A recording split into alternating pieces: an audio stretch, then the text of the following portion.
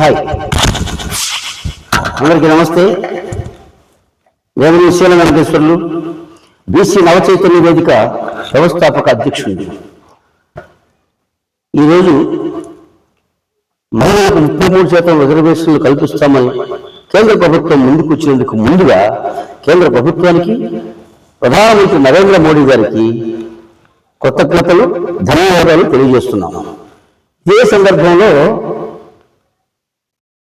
అదే 33% రిజర్వేషన్లలో మహిళలకు BC quota కూడా 15% కానీ లేదా 16% లెక్క ప్రకారం అయితే 16% వస్తుంది. ఒక 15% బీసీలకు, బీసీ మహిళలకు రిజర్వేషన్లు కూడా అందులో అంటే సబ్ కోటా అనేది కూడా ఖచ్చితంగా బీసీ మహిళల కోసం, బీసీల కోసం ఆ సబ్ కోటా కూడా పెట్టాలని మేము డిమాండ్ చేస్తున్నాం. అది పెట్టకుండా రిజర్వేషన్లు అమలు చేస్తే రేపు ఏమవుతుంది? రాష్ట్ర ప్రజలు, దేశ ప్రజలందరూ కూడా కొంచెం ఆలోచించాల్సిన అవసరం ఉంది ఇప్పుడు ఈ తరుణంలో. ఎందుకంటే ఉదాహరణకు ఒక బలాఢ్యుడైన ఒక ఫైల్ మాన్ని పెట్టి ఒక బలహీనుడైన బక్క రైతు లాంటి అతన్ని ఉండన్న పెట్టి యుద్ధం చేయమంటే, కుస్తీ పట్టమంటే ఆ బలమైన కండలు తిరిగిన అతనే గెలుస్తాడు తప్ప బక్క చిక్కిన మా పేద రైతు గెలవడు కదా. సేమ్ అలాగే ఈ రిజర్వేషన్లు 33% మహిళలకు ఇచ్చే రిజర్వేషన్లో బీసీ సబ్ కోటా తేల్చకపోతే అందరూ అగ్రకులాల వారు, డబ్బున్నవారు, వ్యాపారస్తులు దిగిపోతారు. మా పేద బడుగు బలహీన వర్గాలకు, బీసీలకు తీవ్రమైన అన్యాయం జరుగుతుంది. దయచేసి మిత్రులందరూ, ఆఖరికి పార్లమెంట్లో ఉన్న ఇప్పుడున్న 543 మంది పార్లమెంటు సభ్యులకు చేతులు జోడించి మేము మొక్కుకుంటున్నాం, చేతులు జోడించి ప్రార్థిస్తున్నాం. బీసీలకు అన్యాయం చేయొద్దు. మీరు మహిళల పేరు చెప్పి మహిళలకు రిజర్వేషన్లు మేమందరం స్వాగతిస్తున్నాం. కానీ అందులో 60% పైగా ఉన్న బీసీ మహిళలకు అన్యాయం జరుగుతుంది కదా. అందులో ఇంకోటి ఏంటంటే ఎస్సీ ఎస్టీలు కూడా రిజర్వేషన్లు ఉన్నాయి గతంలోనే.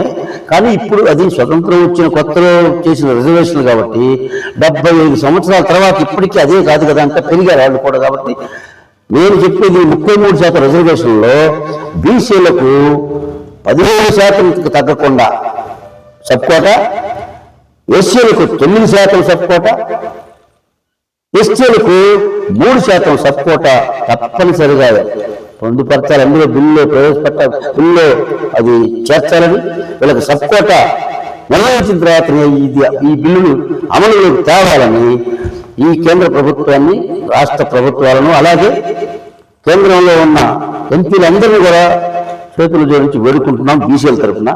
అలాగే మిత్రులారా, డీలిమిటేషన్ ఒకటి ఉంది కదా, ఇప్పుడు అది కూడా బిల్లు పెట్టుతున్నారు కదా. డీలిమిటేషన్ కూడా గతంలో డీలిమిటేషన్ అంటే మనం వ్యతిరేకించిన మాట వస్తాం. మేము కూడా సేవ్ సౌత్ ఇండియా అనే పేరు చెప్పి అనేక ఉద్యమాలు చేశాం. విజయవాడ, బాపట్ల, ఒంగోలు, చాలా చోట్ల. అలాగే తమిళనాడులో కూడా ఒక మీటింగ్, గ్రౌండ్ టేబుల్ సమావేశాలు పెట్టాం. అయితే నేను ఇప్పుడు ఏం మాట్లాడుతున్నానంటే, డీలిమిటేషన్ అప్పుడు మనం ఉద్యమాల ద్వారా కావచ్చు, కేంద్ర ప్రభుత్వం లేదా నరేంద్ర మోడీ గారే ఒకవేళ మనసు మార్చుకోవచ్చు. కానీ ఇప్పుడు డీలిమిటేషన్ అనేది దేశం మొత్తానికి ఉన్న సీట్ల కంటే 50% పెంచుతాము సమానంగా, ఇక జనాభా ప్రాతిపదికన, జనాభా లెక్కల ప్రకారం కాదు అని చెప్తున్నారు. కాబట్టి ఇప్పుడు సమన్వయం అందరికీ సమానంగా ఉంటాయి. కాబట్టి ఇప్పుడే పరిస్థితుల్లో ఉన్నామో, సౌత్ ఇండియా కావచ్చు, నార్త్ ఇండియా కావచ్చు, మొత్తం మీద ఉత్తర భారతదేశం, దక్షిణ భారతదేశం ఈ వివక్ష లేకుండా ఇప్పుడే ఉన్నామో అలాగే ఉంటాం. ఎక్కువ తక్కువలేం జరగవు. నా ఉద్దేశం ప్రకారం అయితే ఇప్పుడు మనకి 175 ఉన్నాయి.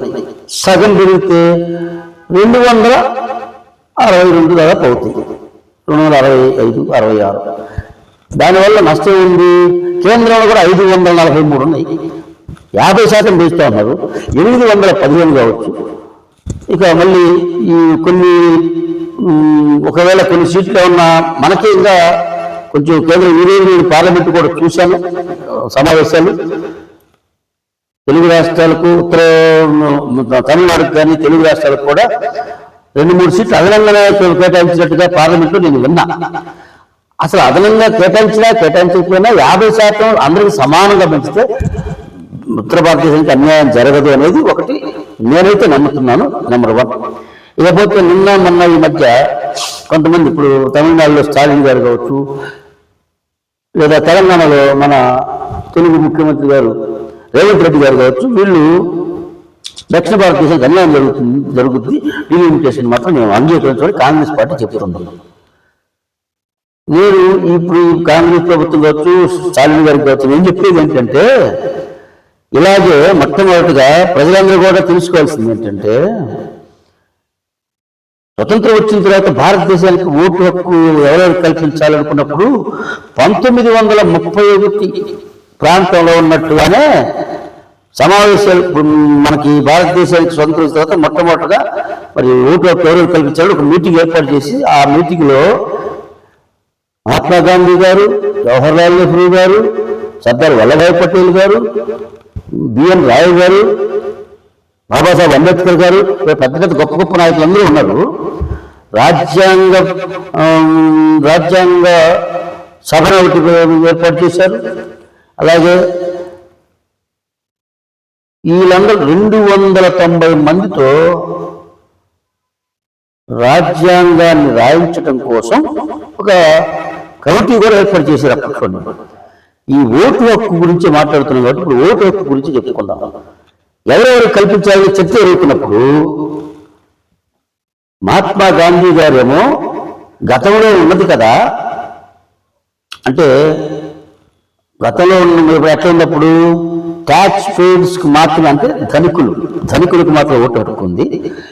అదే కొనసాగిస్తే బాగుంటుంది. ఇప్పుడు పేదవాళ్ళకి ఇస్తే మరి ఓటు హక్కు వినియోగించడం కుదరదు అనుకున్నారో, చేత కాదు అనుకున్నారో, వాళ్ళకి ఓటు వేయటం మరి ఏమనుకున్నారో, మొత్తానికి మాత్రం మహాత్మా గాంధీ గారు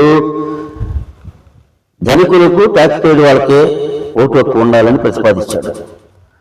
ఆ తర్వాత నెహ్రూ గారు లేదు 100 ఎకరాల భూమి వాళ్ళకి, భూస్వాములకి, భూమి ఉన్న వాళ్ళకి మాత్రమే ఓటు హక్కు ఉండాలి. అది 100 ఎకరాల 10 ఎకరాల ఏదైనా కానీ భూస్వాములకు మాత్రమే, అంటే భూమి ఉన్న వాళ్ళకే ఓటు హక్కు ఉండాలని జవహర్లాల్ నెహ్రూ గారు ప్రతిపాదించారు. సర్దార్ వల్లభాయ్ పటేల్ గారు కాదు చదువుకున్న వాళ్ళకు మాత్రమే ఓటు హక్కు ఉండాలని ఆయన గారు ప్రతిపాదించారు. ఇవన్నీ విన్న తర్వాత బాబాసాహెబ్ అంబేద్కర్ గారు మాట్లాడుతూ, ఈ దేశంలో భారతదేశం అతి పెద్ద దేశంగా ఉన్నది మనది. అప్పటికే ఈ దేశంలో పుట్టి ఈ దేశంలో పెరిగిన